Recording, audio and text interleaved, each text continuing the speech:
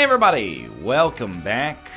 Oh, look at that, we're getting some Polaroids on top of the negative there. It feels weird to get an item when you kill Mom. I'm hoping that we can relatively quickly get to the point where we get back to the normal gameplay loop. You go down to the, you know, the I've forgotten the name of the floor now. You go down to the chest. Or the dark room. Oh my god, it's been so long. Anyway, Y7J1 gacked. Let's get a move on here. I like Lazarus. At this point, you know, we'll probably hit that level at some point where we decide, you know what would be a good use of our time is randoming. For now, I'm just kind of going through and I'm like, hey, this guy needs this specific thing. This guy needs this specific thing. I think we're doing pretty well pace-wise. Very nihilistic about Isaac, you know? We'll finish the save file when we finish the save file. I am making an effort to do it a little faster than last time, just because, you know, it's something to strive towards. But simultaneously, you know, if we take a little longer, I mean, to some extent, like a 1% variance in luck probably could have a huge impact on the run, depending, or on the performance of your save file, over the course of many runs. You get the idea? Maybe, maybe not. Anyway, I don't know what I'm talking about. I'm in a weird situation, you know. I record a lot of Isaac and I record a lot of Darkest Dungeon on Fridays. Slay the Spire is a little bit more of like a, you know, once or twice a day I'll record some Slay the Spire. Isaac and Darkest Dungeon are like batch recordings. And I don't know which one works better. I think I have equally terrible performance in all of those games. For the most part. Don't extinguish those fires. We might want them. And tomorrow, you know, it's Friday right now. Tomorrow's usually my day off. But it's weird because I was also just away at PAX. Now, is PAX a day off or a day on? Is it 5 days on or 5 days off? You're off from your duties, so I would say that, you know, those are days off. At least for me. If you're a writer, it's a little different. Yeah, we definitely want to try this now. But you're also, like, kind of doing work. So I don't know. What am I going to do for my day off tomorrow? I got to think about it. It's also like, you know, in the summer, when the living's easy, in a major city, having a day off is very simple. Literally, like, July and August. Friday night, I would Google, what to do in Vancouver this weekend? And it was like, you know, hey, there's a bunch of free festivals that are culturally really cool to go to, and you can eat food truck food. And I was like, that sounds alright, let's try that out. All sorts of, you know, high-octane films coming out and et ceteras and et ceteras. In fall, things are going to get a little tougher. You know what I'm thinking about getting into? It's not a hobby that's going to make people too interested, but meal prep. I don't know if anybody else has the same kind of grocery curve I have. I grocery shop maybe twice a week. On the odd week, it might be 3 times. I like going to the grocery store. But my grocery curve is very simple.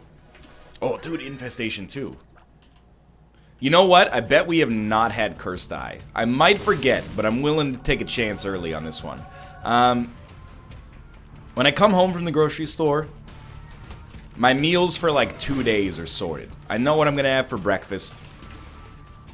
I know what I'm going to have for lunch for 2 days. But then once ingredients start to run out, those meals become a little bit more suspect. You know? I've definitely had some lunches where I was like, well, I ran out of bread. So instead of having a salami sandwich, I'll have like salami, kanakabrot, and cheese or something like that. And the meals get more and more ramshackle and less considered as time goes on. So I'm like, dude, if I have a day off, I should just head to the grocery store in the morning, buy a bunch of, like, meal prep stuff and get that done. Because my number one thing, I'm a creature of convenience, okay? Convenience gets a bad rap. When people think of, like, oh, convenience food, they think of going to 7-Eleven, buying a hot dog, or, like, having a TV dinner. And yeah, that's real convenient. But if you inconvenience yourself in the past to make a lot of convenient meals, that seems really convenient. I know meal prep is like it's a thing. There's a subreddit for it and everything. I'm kind of down with it. Not for frugality, but like a little bit more for like health. We eat out a lot. So I try to minimize ordering in.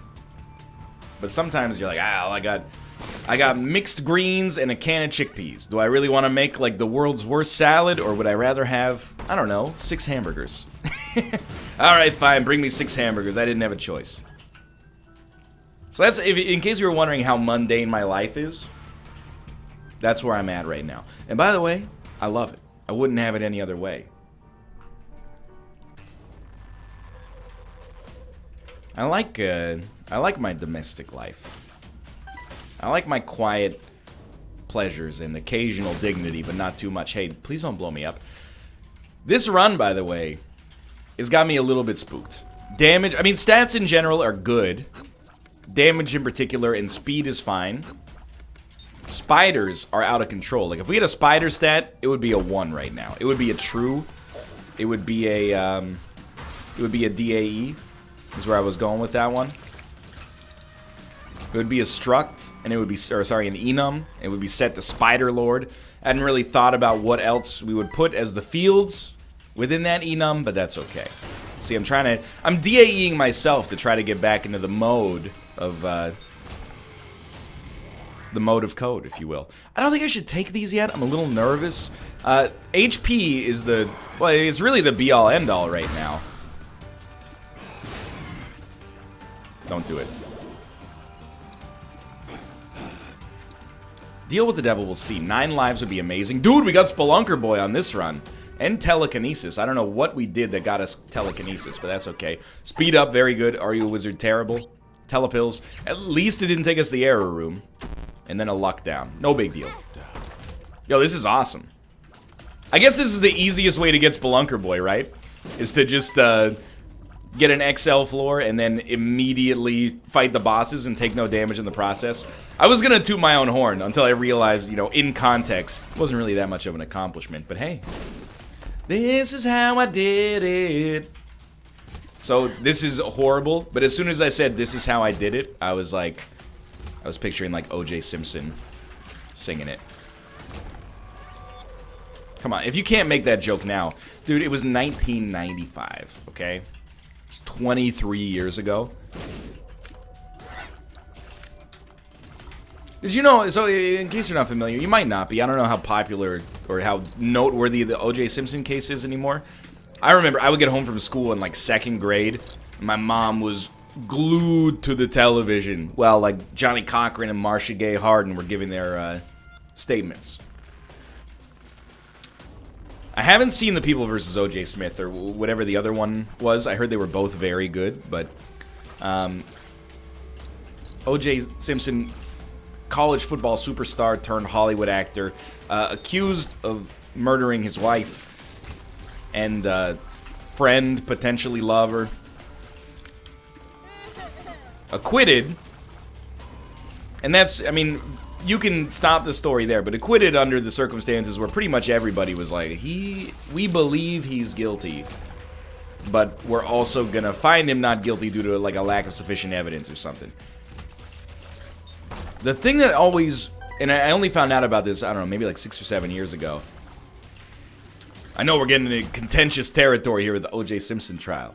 I don't know if we've had this yet, so we might as well at least pick it up. I like being a Spider Lord, though. You know that O.J. Simpson wrote a book about the case like 15 years after it happened called If I Did It? It's the most brazen, like... It's like he had just seen the movie Double Jeopardy and been like, well, you can't be put on trial twice for the same crime. Have we had Mr. Musings? I know Mr. Musings can open the Mega Satan door for you. I've been told that. You know what? Let's buy it just to knock it out. But I'm pretty sure we have had it. We can afford it for now, at least. Now, I found out... Well, yeah, I mean, it's not like a scoop. I probably read about it on Wikipedia. The families of the victims, like, got an injunction to get all of the proceeds from the book, financially speaking. That seems good to me. But how brazen, dude, be acquitted of a crime and be like, I'm gonna write a book about, like, if I killed my wife, which I didn't, here's how I would have done it. Doesn't that strike you as a little bit tone deaf? I get he's, like, probably a little desperate for money. The fact that, you know, O.J. Simpson's legacy is what it is. Makes it so weird to watch one of my favorite movies of all time, the original Naked Gun, where he stars as kind of like an affable deputy. And the whole time you're watching it, you're like, that guy is an accused murderer. Accused murderer. Acquitted, but he did write a book that at the very least, even if he's innocent, which he was found, you gotta admit it's in poor taste. Like, I can't imagine if I'd been accused and then acquitted of killing my wife. 10 years later, I'd be like, you know what would be a really good idea for me as a human being is to write a book that was like, well, I didn't kill her, but if I did, here's how I would have done it. It just... I just don't... Let me put it this way. He either has no publicist or he should fire his publicist. Cause I can't imagine somebody being like, OJ, you know what you need? Any press is good press, OJ. Look at Jose Canseco. So what I need you to do is, the whole public already believes that you killed your wife. Why don't you just write a book that was like, well, I wouldn't have done it like that. Anyway. Just one of these bizarre stories. Not quite as bizarre as Elon Musk taking a hit on Joe Rogan's podcast and then turning into a big old weirdo.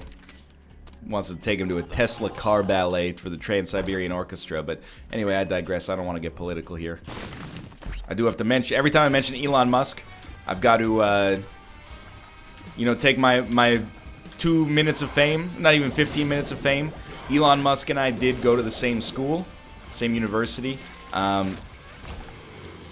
He left because, in his words, there were not enough girls in the engineering program. And I always thought it was like, makes sense. Because when I look at Elon Musk, I'm like, this guy is popular with the ladies. It's not to be rude. I'm not trying to be rude to Elon. Until very recently, I had been one of those people that's like, stop cyberbullying Tony Stark. And then he kind of... he's had some problems recently, and I kind of like want to dunk, but I'm pretty sure he's like dealing with some stuff, so I don't want to. And plus, who am I? I'm like a nobody. But dude's a little awkward, and that's okay. Elon's got his own kind of OJ thing going on, where he married someone, divorced them, and then married them again and divorced them, which is just, again, sort of one of those things where you're like, really? There's got to be more than Elon out there that's done that. What incidents of divorces do you think end up with another marriage to the person that they just got divorced to? That's a stat. You can't Google that. You got to put that stat into Wolfram Alpha. It's the only way. Might want to pop a strength card here just for some extra fodder. I'm not going to tell him how to live his life. That dude has sent things to space. As much as I think, like, some of the things he does are kind of dumb, he's got a genius in there somewhere. Absolutely. No question about it. Yeah, I know he also hires great engineers. I'm just saying, okay? World's a weird place right now. You know what's weird? I watched part of the Joe Rogan Elon Musk interview, and I'll tell you straight up, this is gonna not win me any fans necessarily. That hurts. But I don't really like Joe Rogan's work. I think if you do like it, I think that's fine. He's entertaining, without a doubt, and the dude has a great, what's the word I'm looking for? I wanted to seem not insincere. Like, he's a very good speaker. Like, he's a great and compelling storyteller. The words he chooses are rich.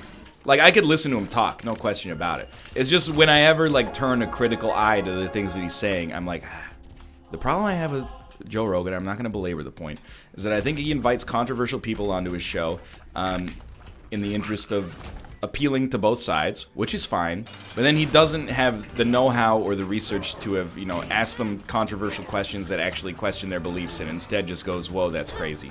Anyway, if you're okay with that and you're watching it for entertainment purposes, by all means, dude. It's not like I'm offering like an educationally enriching service here. But when I watched the interview, straight up, the first things I thought were like, dude, this is awesome for Joe Rogan. It's like you got basically Tony Stark on your YouTube show,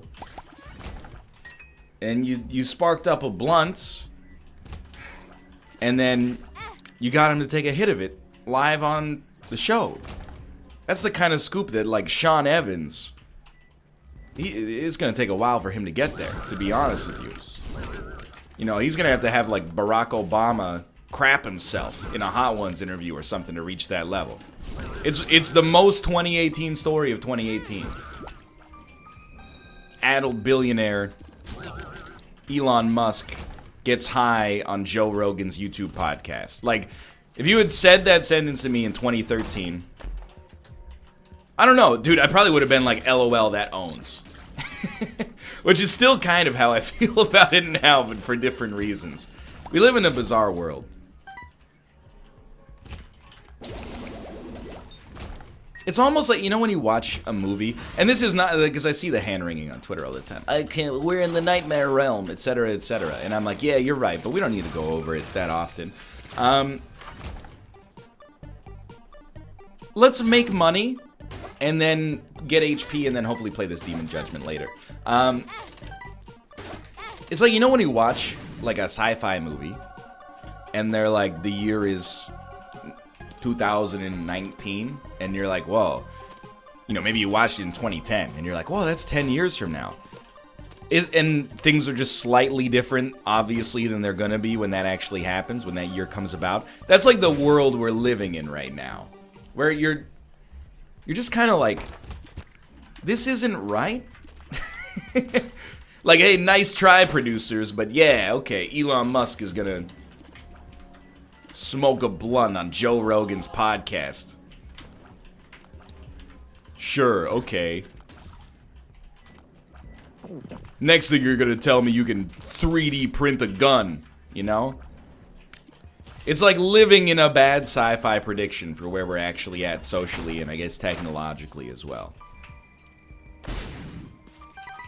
But anyway, as always, like, ooh, gotta testify, come up in the spot looking extra fly, till the day I die, reroll crack the sky. Shoop-de-whoop. Great item. No longer will we be spider lords, but still worth it. Oh, I don't think we've had daddy long legs either. Not on this save file, at least, I think. As always, I do feel the need to point out, I don't really know what I'm talking about. I'm just spitballing. That's what separates me from some other YouTube channels. Every other YouTube channel knows what they're talking about, even if they're idiots. That's why I trust myself, and I respect myself. Because even for stuff that I'm acutely aware of, I'm like, just remember, I'm an idiot in the end. It feels good. You might think that it makes me an honorable person, but it's really quite the opposite. Is the fact that I always say that I don't know what I'm talking about means that I can hold ignorant opinions without ever being raked over the coals for them. Where if you actually have, like, principles that you have reasons behind, your ideas become legitimate and as a result open to genuine criticism that could tear them down and force you to, you know, reconsider your worldview. I don't know if we've ever picked this up. I don't know if you need to pick up trinkets. I'm pretty sure you don't, but we will anyway. Chaos? Oh, Ancient Recall. I was so excited that it could be Chaos. Because Chaos is an easy hush kill, and, you know, we're like on marathon hush fights at this point. Dude, synth oils are really good. Really good.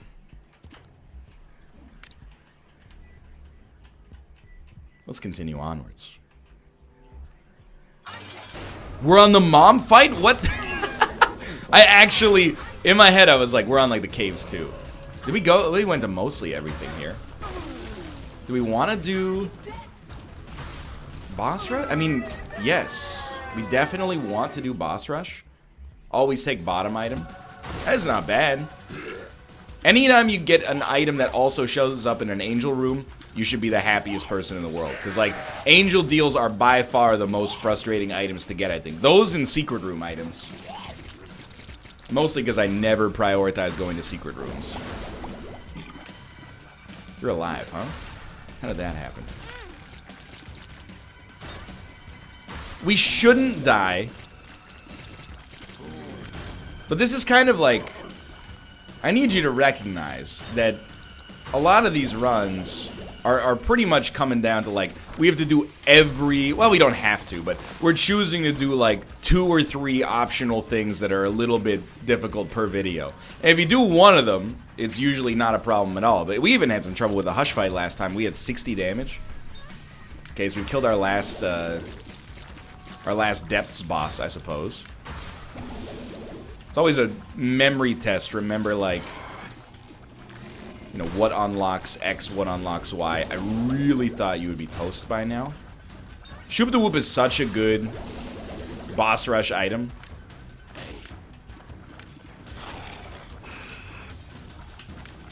You live. You learn. Whoop! He's torched. Okay, just keep it up here. And I think we've done an admirable job on the save file so far. We haven't really thrown away too many runs. We probably didn't have to lose the run that we did 2 runs ago, but we did do Hush and Boss Rush on that run as well, so, like, I don't feel like we totally bricked it.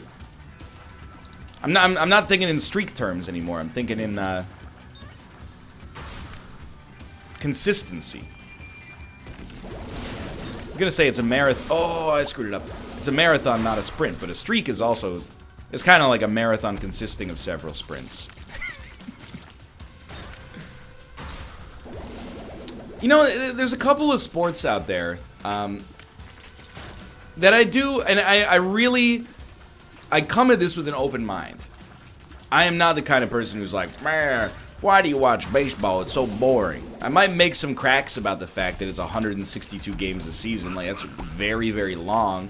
And yeah, in the moment, there's not a whole lot of action. And if you watch the NFL, I might make cracks about, you know, how 80% of the game is advertising and 20% of the game is referee being, like, you know, pass interference. And if you watch basketball, I might be like, hey, what's it like to watch a sport where the first, you know, 46 minutes don't matter, and the only thing that matters is the final half hour of technical fouls at the end. I am an idiot. But also, we did take Cursed Eye, so what do you expect? Well, that sucks. But people make fun of hockey all the time. But there's a couple of sports that I really struggle to understand the enjoyment of. Fair. But I want to know, and this is sincere. One of them is cycling. I just don't understand how you watch the Tour de France. And that's not like, I don't understand how you stomach watching it. I mean, I literally don't understand what you watch. Like, it's a few hours of cycling a day, right? Do you actually watch all of it? Do you follow the results only until the final day or something? Is there, like, specific legs that are more worth watching than others, etc., etc.? And I feel the same way about that I do about, like, long motorsports. You know, like F1, I'm starting to get because I bought the game, and I can understand, like, in the end, like, a lot of sports are similar in that if you're not involved with them, you don't understand, you're missing one important element, which is, like, the storylines and the context, and, like, oh, Fernando Alonso ceded his spot as the #1 driver on the Ferrari team to blah, blah, blah, blah, blah, blah. You get the idea. It's the same in basketball. You're not, oh, this guy moved from this team to this team under inauspicious circumstances. Now they're meeting in the conference finals. And, you know, the storylines and context add a lot to it. But, you know, American sports, including the NHL, which it pains me to lump them all under that, but let's do it for convenience's sake. I get because they're like 3 hours. Or, like, usually, like, 2, to be fair. Except for football. What... Like, if you watch, like, a marathon... I guess, no, okay, I've floundered a few times here, but I have what it is now. I guess it's that in, a lot of sport, like baseball, football, hockey, basketball, there's plays. Whereas in something like motorsports... or cycling, or long-distance running, it's like you're just watching somebody execute, like, the same thing over and over and over and over and over again consistently, which is really cool. But I do think it has an uphill battle, at least with our perception here in North America, of being, like, exceptionally boring. And that might not be fair. That's where I'm coming at it from. I'm looking for a guide, I guess, to help me get into it. Because I'm like, dude, F1 seems really cool. It seems like a sport I could actually get into. Because, you know, they run similar courses every year. So the courses have, like, character. The drivers have, you know, their own storyline and context. The races aren't that long, right? Like, they're, like, 2 hours long. And you could go up and go to the bathroom in the middle and it wouldn't be a problem. It takes place all over the world. So, like, inevitably, some of them are going to be in a good time zone. And I like the idea of the incredible amount of strategy, physics, and engineering that go into it without actually possessing the knowledge to, like, oh, that was so bad, to critique it at all. So, like, those aspects I get. But I guess I do also, you know, I want to ask. And I don't mean it to be an offensive ask. Because people, I really don't get it when people, like, make fun of hockey. The number one thing people do when they make fun, every sport has, like, one thing they make fun of it for. Football's ads, baseball is boring. Basketball is, I mean, they play a huge match. Well, actually, no, it's different. The new thing about basketball is that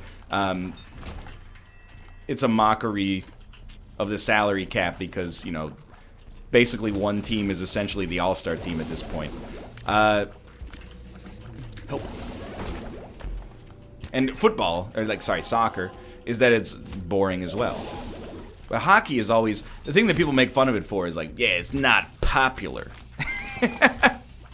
Sometimes I hear people say that hockey is boring as well, and that's where I'm like, admittedly, I'm biased because it's probably my favorite sport to watch, but I'm like, what is boring about hockey? The bone-crunching hits? The dekes and the slap shots and the et ceteras. But I don't want to, you know, very many Canadians have like a, kind of like a little brother complex about the NHL. I don't really want to feed into. But anyway, yeah, I'm trying to meet you in the middle on this motorsports thing. I don't want, just because I don't like a sport doesn't mean I don't want it to exist. You know, it's like, I kind of want to figure out what draws you to see if it's more my speed. You know, I'm at an age in my life where I'm trying out different things. You know what it is I think, like, I see men who are like 5 years older than me getting interested in things, and I'm like, I don't get it. And then when I get 5 years older and I'm their age, I go, oh, I get it completely now. I sort of understand. We're gonna go for the Hush fight again. X-Plane was a big one. When I saw Quill play an X-Plane, I was like, this seems stupid. And then I played it, and I was like, this is the greatest game ever made. We'll try Sackhead. That's a beautiful item. Don't blow me up, please. We'll donate our limited funds. And then meal prep. We'll go top here. Little Loki. Not very good. We'll go bottom here. Lucky Foot. Not very good, but not horrible. Could be Bob's Brain. It's a little baggy. Actually, okay, this is extremely good. One of the rare times that the chests are better than the item rooms. But 48-hour energy is actually better than the card that we gave up. I just realized this is gonna be horrible. Because of Cursed Eye. So I am a fool. We never should have done Hush here, but it'll mean that much more to us if we succeed.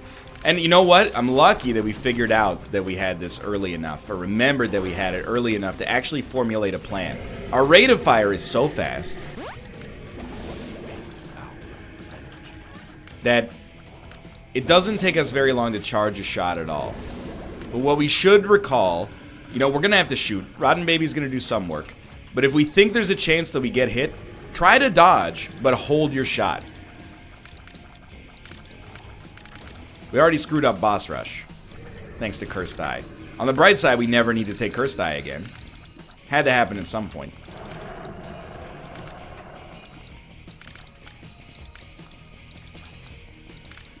I also like the idea of any sport that has like a day. if that may, or a weekend, I think is a really good way to describe it. Like, only after playing F1 did I understand the appeal of, like, the race weekend, where there's, like, a couple of days where you build up stories, and, you know, there's, like, qualifying laps and practice laps and stuff like that, but the cool thing is, like, there's strategy even in qualifying. Like, in my head, I was like, of course you want to qualify first. But apparently, at least as I understand it, you know, there are times you actually don't want to qualify first. I don't know if it's because it gives you an advantageous, or an advantage, I guess I should say, to being like in the crowd when the race starts, or in the pack, I should say, or if it's like you don't want to give up your strategic secrets that you and your pit crew have learned, and your race directors, etc., etc. Turns out, when you assume you know everything about a sport without ever interfacing with it at all, you can be surprised by the actual nuance on display. Who would have thought? I'll be straight up with you. The number one thing we have to worry about is these shots right here. Yep. I'll take the hits. I don't care.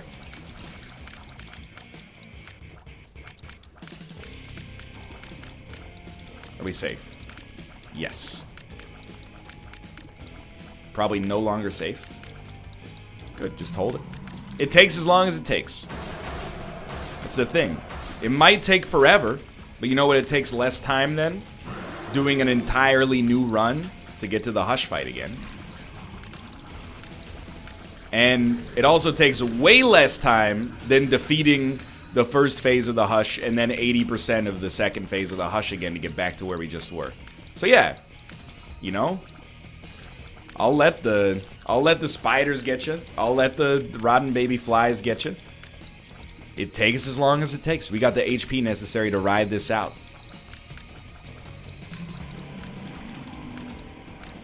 Now I will shoot on occasion. I will say though, on the Hush fight, sometimes it feels like when you shoot it doesn't matter. It's like this, he has chosen a death time, and he's just gonna die then, whether you shoot him or not. I know that's not actually the case, but it does feel like that sometimes. Especially like you're shooting the flies, and you're like, you're dying of old age. You don't need me. These guys, at least they're like more reasonable. They go down. Ooh, that was a little spooky.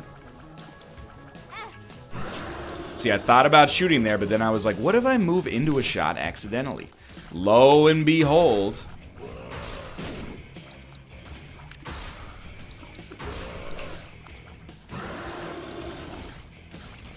Keep up the good work. It's a war of attrition. Hot and fresh out the kitchen.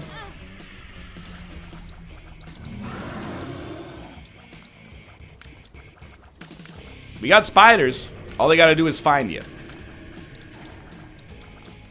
Terrible place to stand, by the way. You hitting me? No, not yet, anyway. This feels more like a keeper or a lost fight. Just by nature of the hoops we have to jump through to make it happen. And dude, it actually went like very well. Empty vessels appeared in the basement is a great item for us to have unlocked. Take me out. Ooh, another 48-hour energy. We'll continue going to the cathedral. I guess out of inertia is a good way to describe it. Ugh. We're not done with the run yet, so a post-Isaac stretch is a little premature, but simultaneously. Hey, I am like, you know, we did the hardest part. Also, I'm like a little bit convalescent today, so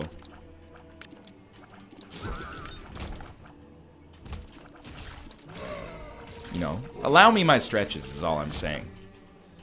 I will say, and I you know, how do you know NL's sick? Oh, he'll tell you about it for 15 minutes. But, oh, there's a trinket back there. I'm, as of right now, I'm still the kind of sick that I really like.